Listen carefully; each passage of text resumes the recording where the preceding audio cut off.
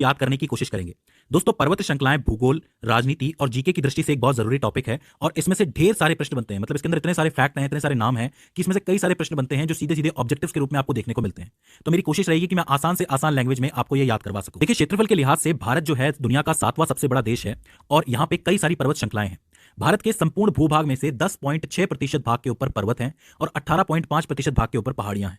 अब आप ये कहेंगे कि पर्वत और पहाड़ियों में क्या फर्क होता है?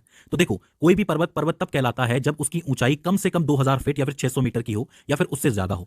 वहीं जो पहाड़ियां होती हैं उनकी ऊंचाई हमेशा 2000 फीट से कम ही होती है।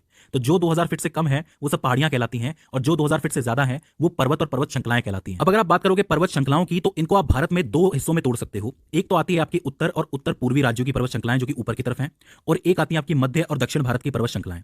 मेरी कोशिश ये है कि मैं आपको दो पार्ट्स में ये वीडियो पढ़ाऊं क्योंकि इन्हें याद करना बहुत जरूरी है। मुझे सिर्फ काम नहीं निपटाना है, आपको ये चीजें याद करवानी है। आज हम उत्तर और उत्तर पूर्वी पर्वत श्रृंखलाओं को नोट्स और मानचित्र की मदद से समझने की कोशिश कर रहे हैं। तो देखो, उत्तरी पर्वत श्रृंखलाओं में सबसे महत्वपूर्ण पर्वत श्रृंखला है हिमालय पर्वत श्रृंखला। ये बात तो आप जानते हैं। हिमालय पर्वत श्रेणी जो है उसको आयु और नदियों के आधार पर बांटा जा सकता है, समझा जा सकता है। देखो, आयु के आधार पर अगर आप बात करोगे तो हिमालय की 3 श्रेणियां हैं।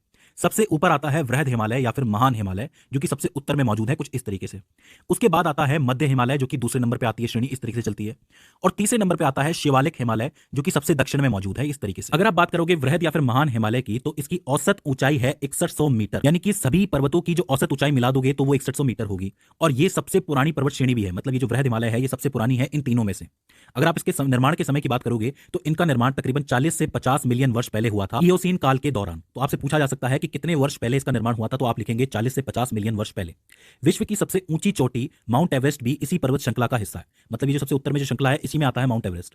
उसकी ऊंचाई कितनी है? 8848 मीटर, मतलब 8.8 किलोमीटर। ठीक है, लेकिन मैं आपको बता दूं कि नेपाल में माउंट एवरेस्ट को माउंट एवरेस्ट नहीं कहा जाता है, वहां उसे सागरमाथा के नाम से जाना जाता है। सागरमाथा एक इंपॉर्टेंट नाम है, इसके नाम से पूछ लिया जाता है कि माउंट एवरेस्ट का दूसरा नाम क्या है। लेकिन कभी कभी सवाल ये उठता है कि ये पर्वत श्रृंखलाएं बनी कैसे हैं। तो देखिए, साइंटिफिक तौर पे यानी कि वैज्ञानिक तौर पे ये बात मानी जाती है कि जो भारतीय महाद्वीप की जो प्लेट है वो जब एशियन महाद्वीप की प्लेट से आकर टकराई थी, तब दुनिया के सबसे नए पर्वत हिमालय पर्वत श्रेणी का निर्माण हुआ था। मतलब ये प्लेटें आपस में टकराई होंगी और उनके बीच में फिर कोई समुद्र नहीं रहा होगा और इस तरीके से हिमालय ऊपर आया होगा या फिर बना होगा। इसके बाद बात करते हैं शिवालिक हिमालय की। तो देखो, शिवालिक हिमालय जो है वो सबसे दक्षिण में स्थित है और सबसे बाहरी मानी जाती है, और इसका निर्माण भी बहुत ज्यादा पुराना नहीं है। इसका निर्माण 1.7 मिलियन वर्ष से 5 मिलियन वर्ष के पूर्व हुआ था और वो जो काल था वो सेनोजोइक काल के नाम से जाना जाता है। और इसके अलावा इन दोनों के बीच में जो हिमालय श्रृंखला आती है वो है आपकी मध्य हिमालय श्रेणी। आयु के आधार पर आप ये कह सकते हो कि सबसे उत्तरी भाग की जो श्रृंखला है वो सबसे पुरानी आप कह सकते हो और सबसे दक्षिणी भाग की जो श्रृंखला है वो सबसे नई आप कह सकते हो।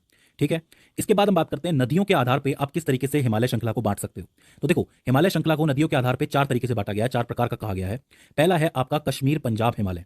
मतलब सतलज नदी और सिंधु नदी के बीच का जो हिस्सा आपको दिख रहा है, इस हिमालय को कश्मीर पंजाब हिमालय कहा जाता है। इसकी खास बात यह है कि इस हिमालय क्षेत्र की चौड़ाई दूसरे हिमालय क्षेत्रों से कई ज्यादा है। मतलब सबसे ज्यादा चौड़ा हिमालय क्षेत्र यही है। इस कश्मीर पंजाब हिमालय का जो विस्तार है वो कश्मीर, लद्दाख और हिमाचल प्रदेश के राज्यों में फैला हुआ है। मतलब इन 3 राज्यों में मेनली इसका विस्तार आपको देखने को मिलता है। अब इस पंजाब हिमालय में कई सारी पर्वत श्रेणियां हैं और बहुत इंपॉर्टेंट है, इनको आपको याद करना है। सबसे पहली और सबसे इंपॉर्टेंट होती है कारकोरम पर्वत श्रेणी, जिसको कृष्णागिरी के नाम से भी जाना जाता है। कारकोरम पर्वत श्रेणी को उच्च एशिया की रीढ़ की हड्डी के नाम से भी जाना जाता है। यानी ये जो सवाल है डायरेक्टली बनता है कि उच्च एशिया की रीढ़ की हड्डी कौन सी पर्वत श्रृंखला को कहा गया है, तो आप क्या लिखेंगे? कारकोरम पर्वत श्रेणी। ये जो पर्वत श्रेणी है ये दुनिया के सबसे भूवैज्ञानिक रूप से सक्रिय क्षेत्रों में से एक है, जहां पर 2 महाद्वीप आके टकराए थे। सीधी सी बात है कि इतनी बड़ी प्लेटें टकराएंगी तो यहाँ पे वैज्ञानिक गतिविधि थोड़ी सी ज्यादा ही होगी, क्योंकि अंदर कुछ ना कुछ चल ही रहा होगा, तो सबसे ज्यादा सक्रिय रहती है ये जगह। ठीक है, अच्छा, विश्व का जो दूसरा सबसे बड़ा पर्वत है या फिर दूसरी सबसे बड़ी पर्वत चोटी है वो भी यही मौजूद है। उसका नाम है K2 गॉडविन ऑस्टिन, जिसकी ऊंचाई है तकरीबन 8611 मीटर। तो आप ये कह सकते हो कि ये इंडिया की सबसे बड़ी चोटी है और विश्व की दूसरे नंबर की चोटी है, क्योंकि माउंट एवरेस्ट तो मैं नेपाल के अंदर है, जैसा कि मैं आपको बता चुका हूं। इसके बाद दूसरी जो पर्वत श्रेणी यहाँ पर है वो है, जैसा कि मैं आपको बता चुका हूं। इसके बाद दूसरी जो पर्वत श्रेणी यहाँ पर है वो है लद्दाख की पर्वत श्रेणी।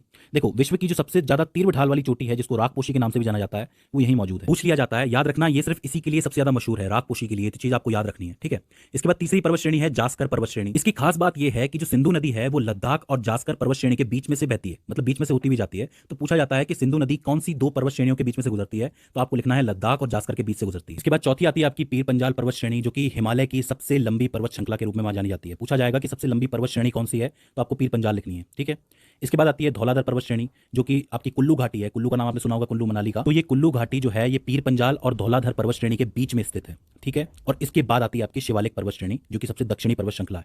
तो कुल मिलाकर के ये सारी पर्वत श्रेणियां हैं जो कश्मीर पंजाब हिमालय क्षेत्र के अंदर अंदर आती हैं। तो ये वाला हिस्सा आपको याद रखना है। अच्छा, यहाँ पे कुछ एक नोट भी है इन पर्वत श्रेणियों को लेके। ये जो आपका कारकोरम वाला हिस्सा है, कारकोरम पर्वत श्रेणी वाला, लद्दाख श्रेणी वाला और जास्कर श्रेणी वाला, इन पूरे हिस्से को ट्रांस हिमालय के नाम से भी जाना जाता है।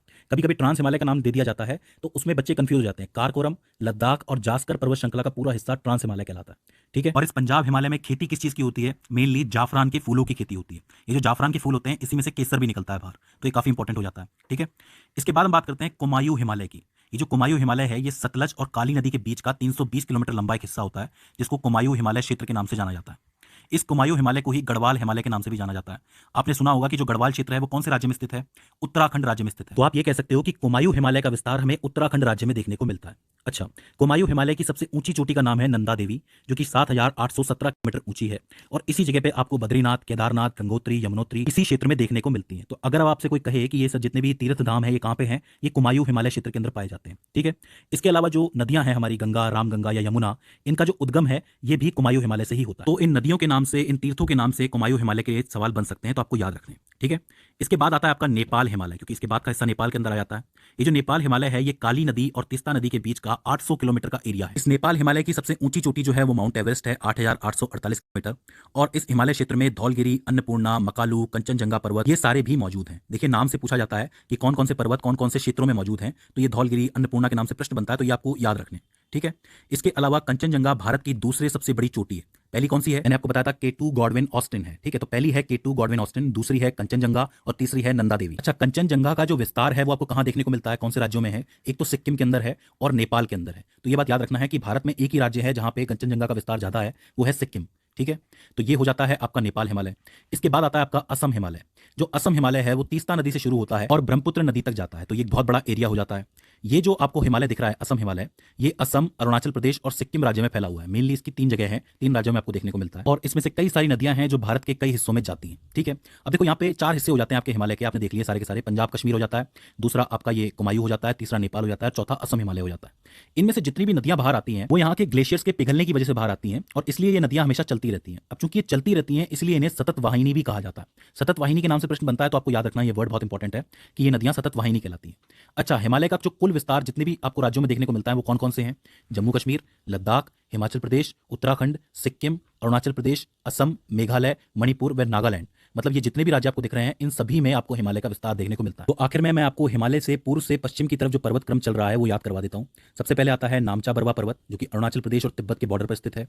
फिर आता है कंचनजंगा पर्वत, फिर मकालू, फिर एवरेस्ट, फिर अन्नपूर्णा और फिर धौलगिरी। ये जो आपको मैंने क्रम बताया है इसको आप जरूर याद रखना, क्योंकि इससे प्रश्न सीधे सीधे बनता है कि वो क्रम क्या है। क्रम से क्या होता है ना कि आपको दिक्कत नहीं होगी, सारी चीजें एक साथ में याद हो जाएंगी। तो ये आप हिमालय को अच्छी तरीके से याद रखना। हिमालय के अलावा एक पटकाई पर्वत श्रृंखला आती है जो कि भारत और म्यांमार अंतरराष्ट्रीय सीमा पर स्थित पर्वत श्रृंखला है। इसकी ऊंचाई हिमालय के हिसाब से तो काफी कम है, लेकिन ये असम, नागालैंड, मणिपुर, मेघालय और मिजोरम में फैली हुई पर्वत श्रृंखला है। इन पटकाई पर्वत श्रृंखलाओं के आपको कई नाम देखने को मिलेंगे, जैसे कि पटकाई बूम हो गया, ये गारी हो गया, खासी हो गया, जयंतिया हो गया। इसके अलावा लुशाई पहाड़ियां, ये जितनी भी मैंने आपको नाम बताए हैं ये याद रखना, क्योंकि इनमें से प्रश्न बनते हैं। ये सारे के सारे पटकाई पर्वत श्रृंखला के अंतर्गत ही आते हैं, ठीक है। इसके अलावा नागालैंड में पूर्व की तरफ एक और पहाड़ी है जो नागा पहाड़ी के नाम से फेमस है, तो ये श्रृंखला भी वहीं मौजूद है, इसे भी आपको याद रखना है। तो दोस्तों ये हो जाती है आपकी उत्तर और उत्तर पूर्वी पर्वत श्रृंखलाएं, जो कि बहुत महत्वपूर्ण है